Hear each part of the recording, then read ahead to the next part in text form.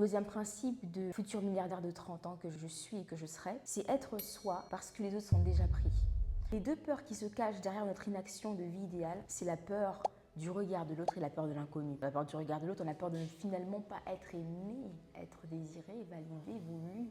C'est ce qu'on recherche souvent. La peur de l'inconnu, on a peur de ne pas gérer. Est-ce que cette vie-là, je vais réussir à la maintenir sur le long terme? Est-ce que si j'ose prendre ce travail-là, est-ce que si j'ose quitter ce boulot-là, je vais vraiment en fait me retrouver, avoir une suite logique? Est-ce qu'il y aura la prochaine marche, etc. Quand je pense à ça, je me dis, mais Sandy, en fait, quand tu vas mourir, ce que tu vas construire, ça va rester de toute façon. Et surtout, les autres vont devoir t'oublier pour évoluer. Ils vont devoir finalement se focus sur eux. Ils se doivent de le faire. Parce que s'ils se focus sur toi qui est déjà parti, ça veut dire qu'ils se défocusent sur eux-mêmes pour offrir le meilleur au monde, offrir le meilleur à leur entourage et s'offrir de la vie, expérimenter leur vie, quoi. Donc, tant qu'à faire, la plus belle richesse qui soit, c'est d'être soi. C'est de se rencontrer, de laisser toujours cette lucidité, de nous redécouvrir à chaque fois, de ne pas laisser les autres entrer dans ce chemin de rencontre entre nous et nous-mêmes. Ils n'ont rien à faire là-dedans. Parce que déjà, eux-mêmes sont déjà en train de chercher à se rencontrer. Et il y a une phrase que je dis par rapport à ce principe-là qui est « Nous vivons tous pour la première fois ». Il n'y a personne qui doit jouer le plus expérimenté pour t'apprendre la life. On peut jouer le plus expérimenté pour nous apprendre une stratégie, une compétence, nous apprendre quelque chose dans un domaine précis. Ça oui. Mais on ne peut pas jouer le plus expérimenté de la vie envers quelqu'un d'autre parce que la vie que nous on vit n'est pas la vie que l'autre vivra. C'est vraiment un truc qui m'a poussé à me choisir davantage. Je me rappelle, c'était aussi lié un peu à ma famille où j'avais entendu plein de conseils à l'époque.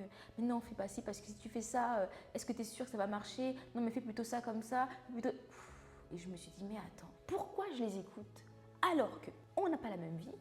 Et en plus de ça, ils vivent tous pour la première fois. Mes parents sont mes parents pour la première et la dernière fois. Mes parents sont parents pour la première et la dernière fois. Je suis leur enfant pour la première et la dernière fois. Donc finalement, ça veut dire qu'ils sont en train de me partager des conseils qui font partie de leur propre d'examen de la vie. Ça peut être leur peur, leur croyance, tout ce qu'il y a, tout ce qui les engage eux. Mais encore une fois, sois toi-même Sandy parce que les autres sont déjà pris.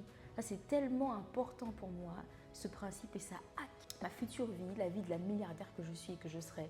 C'est très important. Je me suis dit, attends, si tu gagnes 1 milliard par an dans ton compte en banque, est-ce que vraiment tu vas te préoccuper de ce que ton proche familial t'a dit sur tel aspect de ta vie? Ah bah non, pourquoi? Parce qu'en fait, je suis libre de mes choix, de faire comme je veux, quand je le veux. Donc je me suis dit, bah alors pourquoi tu ne le fais pas maintenant? Incarner. Ah bah voilà, donc incarne ça maintenant et c'est comme ça que tu vas l'être. Et ça, c'est la meilleure manière même de ne pas être quelqu'un qui fait de l'argent son maître. Parce que être milliardaire n'a qu'une seule raison pour moi.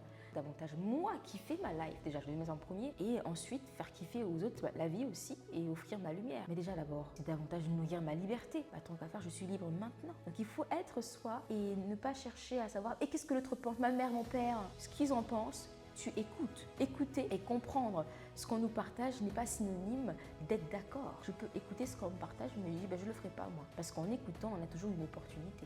Je peux écouter les autres, je peux comprendre ce qu'ils disent par rapport à moi et ce qu'ils veulent me donner comme conseil, mais ça ne veut pas dire que je vais faire ça. Parce que faire ça, il y a une obligation, il y a un passage obligatoire. C'est que ce soit aligné au genre de destinée que je veux manifester. Si ça ne l'est pas, je ne le fais pas.